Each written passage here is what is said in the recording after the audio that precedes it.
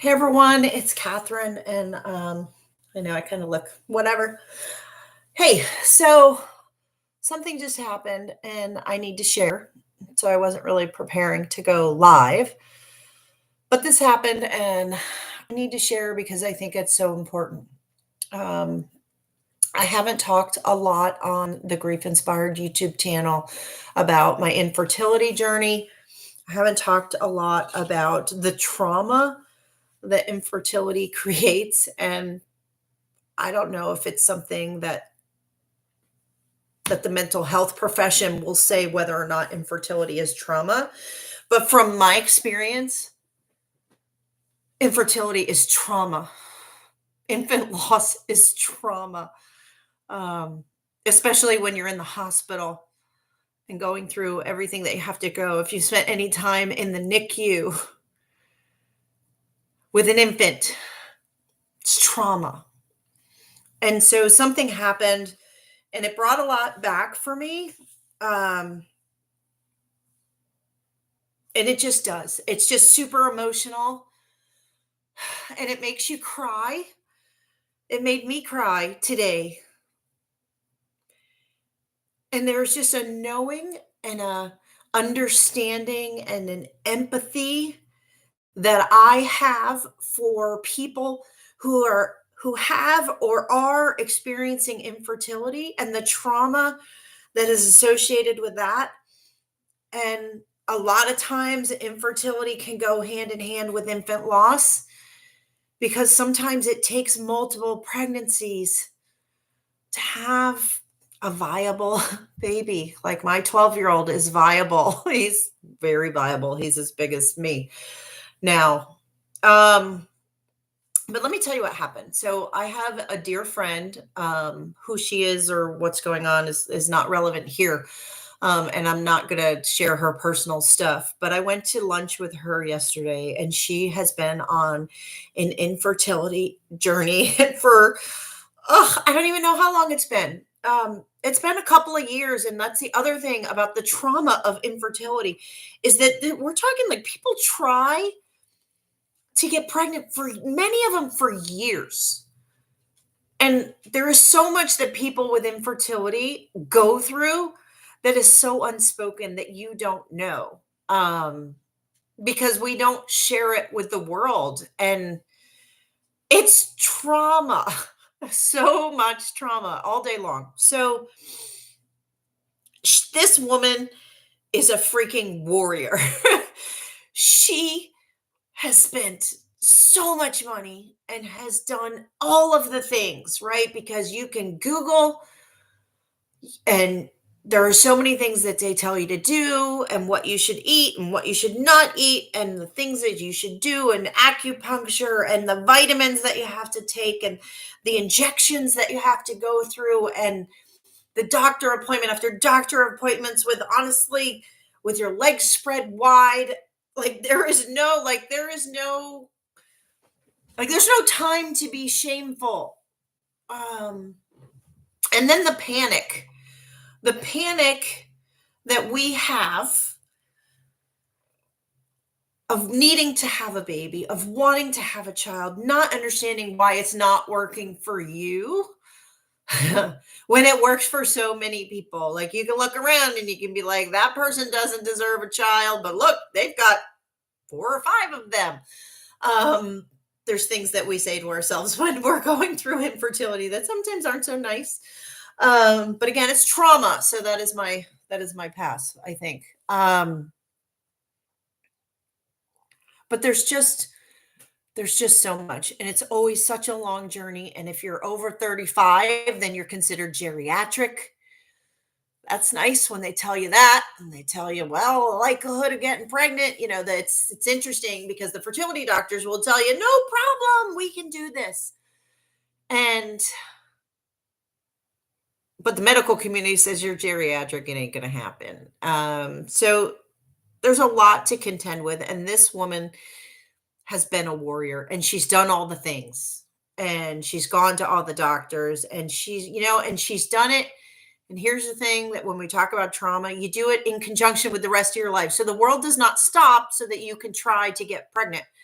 and do all the things. And let me tell you, when you shoot up your body full of hormones to try to be in an environment with other people around, it's not easy. It's trauma just to try to hold yourself together, because hormones do all kinds of things to your emotions. It does all kinds of things to the thoughts that are going off in your head. It does terrible things to our bodies. So you get bloated, you feel terrible, you gain weight, you're hormonal. It's just, there's just all of it trauma. And I don't want this to be like an educational video about infertility, because if you're going through it, you know what it is. But it's trauma. And so here's what happened. So she finally got pregnant. She's about 8, 9 weeks along, and I met her yesterday, and she says, "Well, I'm not sure that things are okay." She's spotting. You don't want to see that when you're pregnant. Sometimes doctors say, "Well, it's normal. Maybe it is, maybe it isn't." Um, but there's this period of time. She told me that yesterday, and we talked about, well, what you can do. I told her, of course, to just go home and lay down, relax. There's not a lot that you can do. There's not a lot that the doctors can do in that kind of a situation. But I asked her to please keep me informed. But I left, and I left our lunch, and I was reminded of my own infertility journey and how harrowing it was and how traumatic it was, and all of the things that I went to. And it reminded me of all of the people that I've also spoken with who have gone through infertility and have had babies and gotten through it. But there's also so many who have tried and tried and tried, and and they don't get to have a child of their own because the fertility treatments don't work. Um, there's other ways to have a child, yes. But when your body is over 35 and you're biologically like hardwired to want to have a child and you can't, it's trauma. So I left there, and I was worried for her. And of course, I was praying, and there isn't anything that you can do. And so you really just have to hold your breath. And I've been holding my breath for her ever since. And I'm like, just please let me know, because I'm over here hanging on. And so she sent me a picture today of what she calls her little gummy bear, 8 weeks, how many days? And the baby's okay. And I burst into tears, and I burst into tears for her. I burst into tears for me. She is so deserving, and she's going to be a phenomenal mother. So those were tears of joy. But in this very same moment, and in the grief inspired world, we call that sad. There was also terror in my tears, because she's only 8 weeks along, and there is a long time between where she's at and a baby that can live on its own in this world. And there are so many things that can happen, and there is no way to know. It may be fine and everything could turn out great, but on the other hand, you just don't know. And so there's this desire to and need to stay hopeful and pray that everything's going to be okay. And the same thing holds true, like when I had my son Jackson in the NICU. You're just trying to get through the day, and it's like you're holding on and you're praying that everything's going to be okay, and you want to be hopeful, but at the same time you feel terror because the doctors are telling you the baby might not live. And it is a trauma that if you have not been through it, you cannot appreciate. And it still does this to me, just when I think of myself back in those days.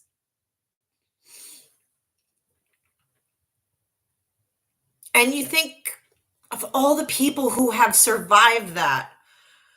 And I just want to pay a little bit of time to honor those people for what they've been through.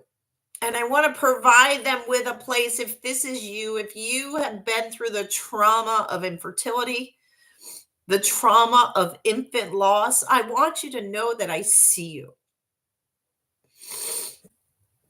I see you, and I want to create a place for you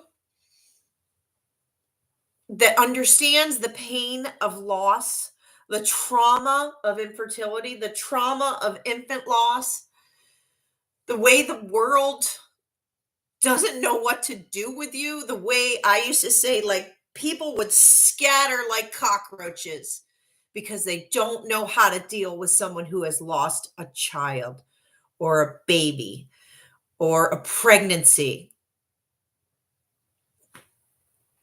And I want to honor those people, and I want to give them a place to speak. So if that's you, I want you to know that you can come into my community. I will give you a place to speak, and to be heard, because it's so important. But here's the other thing, is that when you're talking about infertility, when you're talking about infant loss, when you're talking about loss of young children, it can be really hard to find hope in that. To try to talk to a mother who has just lost a child and say there is hope. It's really hard to believe that as that mother, and I was there. But I'll tell you what, from the week that I lost Jackson, I remember with my first pregnancy, when I lost that, I had no choice but to hope, because the idea of not having a child was something that I couldn't even go there. And so head down, try to get pregnant again. My clock was ticking. I was 40. I had a limited period of time. And I said, I am going to run with this until the end, until I can't do this anymore. I run out of money. I run out of time. I run out of eggs, the health in my body. I had to keep going, because I didn't want my story to end in pain and suffering and misery. That's not who I wanted to be. And it wasn't the story of my life that I wanted to have. So I kept going, and I got lucky. And I call it lucky because some people are able to have children, some people aren't. I feel very blessed and privileged, one, to have had Jackson for the 42 days that I had him, but to then get pregnant again and make it through a pregnancy so that Mason could live. I want to give that hope to everyone who is struggling with infertility, who has lost a child. There is hope on the other side. And I often wonder for myself, you might be thinking, like, yeah, you can get up here and you can say these things and you can talk about hope because your kid is okay. And I get that. If you're thinking that, I get that. Because I often wonder, what would I have done if Mason didn't work? Mason was an in vitro baby, the last embryo. I had 3 embryos left. And I said, put them all in and let's go. And it happened to work for me. But what would I have done if it didn't work? If I hadn't gotten pregnant with that transfer, what would I have done? Now, because I know myself and my desire to want to hope and believe and have faith, and who I was at the time, which was like, push through, just keep going, fight, fight, fight. That's who I was. I'm much more about surrender now, like letting things unfold the way life intends them to unfold. I don't think fighting is a way to make it work. But that's just me. So I would have found another way. Maybe I would have adopted. Maybe I would have been an auntie to someone else's child. Maybe, I don't know.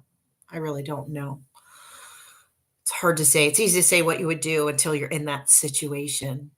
Um, so I will never completely understand everyone's infertility journey, everything that people have gone through because there's so much.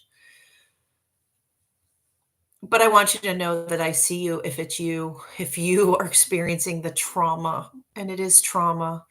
And Jackson being in the NICU is trauma. And when I hear the ventilator going off on a TV show that I happen to be watching, I'm taken back to the moment when he stopped breathing and all of the people rushed in to save him.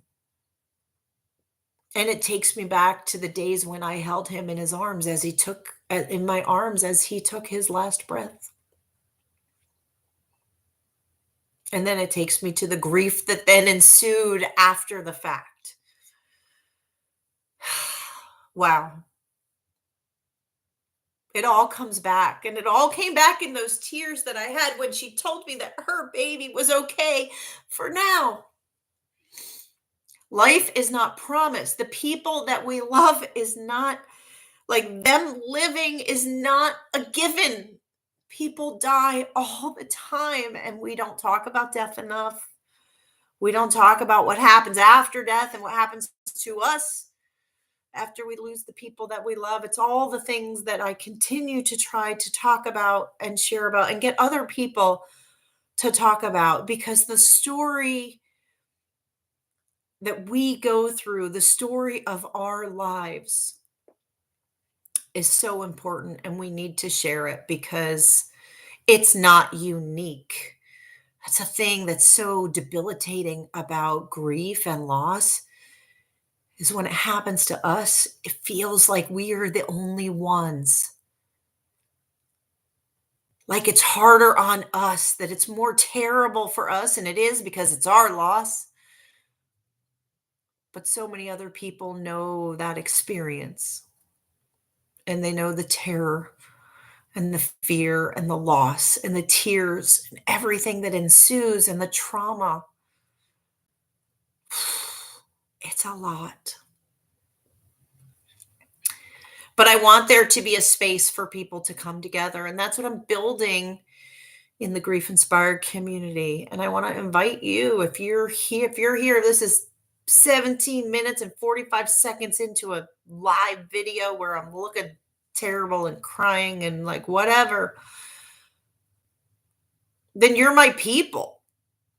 And I want to help because I believe that there is always hope, that there is light in the darkness, that out of the barren and desert dirt, things can sprout and our lives can become new again. And we can learn from our loss, and we can embrace our future even when it's the one that we don't want to have. And we can create beautiful things, beautiful and unexpected things. I spent the morning this morning networking with other people in the senior community. It's the Virginia Beach Task Force for Aging group. There were 56 people who serve adults who are seniors, who are aging, who are starting to look at death, because these people, like, they only look at death as people get older. It doesn't just happen to old people, as you all know. Grief happens to all of us, and we need to be prepared. And I try to do that. And I at least want you to be prepared by knowing if it happens to you, you know where to go. And I have some resources. And it's not passive. Grief isn't something that just happens to you, that you just let happen to you. No. When grief happens to you and grief strikes, you get to work. You start learning about grief. I had somebody today, she lost her mother, and she says, I don't know about the grief process. I don't know how this whole thing works. I said, no problem. I do. I've done it. Come on in. Let's get started. Let's get to work. So can you be happy again after loss, after infertility, after infant loss, after trauma? Yes. It's on the other side of the work. And when people ask me, you know, why do I have to pay for this? It's work. You have to pay for it because have to know that it's important to you, because otherwise you won't do it. So I want to invite you to come on in, hang out with us, meet my people. So I like to call them. They're my people. They're amazing. They're freaking amazing. And they can help you beyond what I can do. I am not someone who thinks that I am the only one that can help. I have an amazing group of people who are ready to support you too, because they've been through loss and they know what it feels like. They know how much it hurts. So I want to invite you in and let you know that there's a place. There's a place where you can get to work, where you can move through your grief, you can move forward. And after you do that, you can be inspired to potentially create something new, to put something out good in the world that makes a difference to you, that matters to you, that helps other people, that gives you more meaning and fulfillment. Because let's be real, when you lose an infant and you lose a child or you lose a miscarriage,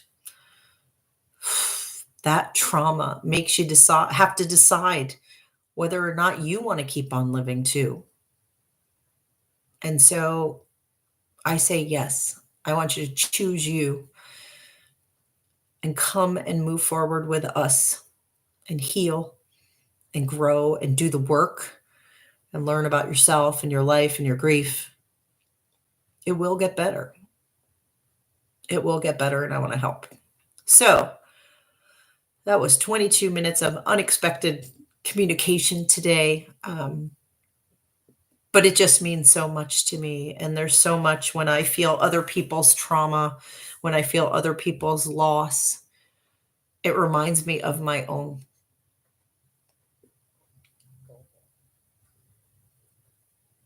I guess we're going to end there. We're going to end there. Reach out if I can help. If you have questions, if you want to know more, you want to do more, let me know, because I got you.